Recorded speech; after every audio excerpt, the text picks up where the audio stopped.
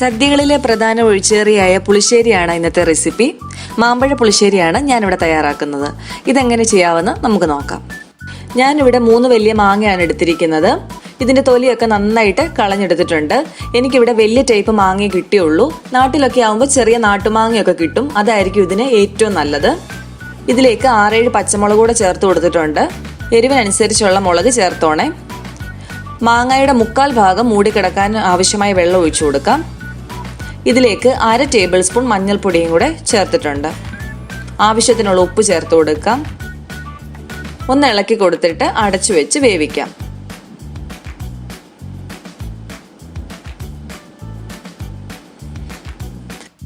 മാങ്ങ വെന്ത് വരുന്ന സമയം കൊണ്ട് ഇതിലേക്ക് ആവശ്യമായ അരപ്പരച്ചെടുക്കാം.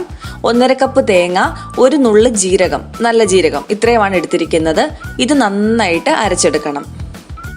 ഇനി ഇത് വെന്തോന്ന് നോക്കാം. ഇപ്പോൾ ഇത് ഏകദേശമൊക്കെ നന്നായിട്ട് വെന്ത് വന്നിട്ടുണ്ട്. വലിയ മാങ്ങ ആയതുകൊണ്ട് നിങ്ങൾക്ക് ഇത് മുറിച്ച് കഷ്ണങ്ങളായിട്ടും ഇടാവുന്നതാണ്.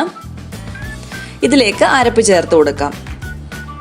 അരപ്പ് നന്നായിട്ട് അരയണം, അല്ലെങ്കിൽ ഈ പുളിശ്ശേരിക്കകത്ത് ഇത് പീര പോലെ കിടക്കും. ഞാൻ ഈ മാങ്ങ ഇടയ്ക്കൊക്കെ വരഞ്ഞു കൊടുത്തിട്ടുണ്ട്. നിങ്ങളും വലിയ മാങ്ങ മൊത്തമായിട്ടാണ് ഇടുന്നതെങ്കിൽ ഇടയ്ക്കൊക്കെ ഒന്ന് വരഞ്ഞിടണേ. ഈ മാങ്ങയ്ക്ക് നല്ല മധുരമുണ്ട്, അതുകൊണ്ട് തന്നെ ഇതിലോട്ട് പഞ്ചസാര ഒന്നും ചേർക്കത്തില്ല. നിങ്ങളുടെ മാങ്ങ പുളി ഉള്ളതാണെങ്കിൽ ലേശം പഞ്ചസാര ചേർത്ത് കൊടുക്കാം. ഇനി ഈ അരപ്പൊന്ന് തിളയ്ക്കണം. ഒരു 5 മിനിറ്റ് മീഡിയം ഫ്ലെയിമിൽ വെച്ച് ഒന്ന് തിളപ്പിച്ചെടുക്കാം. ഇപ്പോൾ അരപ്പ് ആയി വന്നിട്ടുണ്ട്. ഇനി ഇതിലേക്ക് മോര് ചേർത്ത് കൊടുക്കാം. തൈര് നന്നായിട്ട് മിക്സിയിലിട്ട് അടിച്ചിട്ട് വേണം ചേർക്കാനായിട്ട്. ഇതിൽ വെള്ളം ഉപയോഗിക്കരുത്.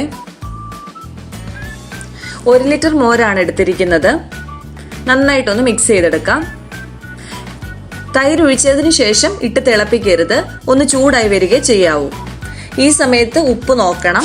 ഉപ്പ് കുറവുണ്ടെങ്കിൽ ചേർത്ത് കൊടുക്കണം. ഇപ്പം മോര് ചൂടായി വന്നിട്ടുണ്ട്. ഫ്ലെയിം ഓഫ് ചെയ്ത് അടച്ചു വെക്കാം. ഇനി നമുക്ക് വറവ് തയ്യാറാക്കാം. ഇതിനു വേണ്ടി കുറച്ച് വെളിച്ചെണ്ണ ഒഴിച്ചു കൊടുത്തിട്ടുണ്ട്. ഇതിലേക്ക് 1 ടീസ്പൂൺ കടുക് ഇട്ട് പൊട്ടിക്കാം. 2-3 വറ്റൽമുളക് കൂടെ മുറിച്ചിട്ടിട്ടുണ്ട്.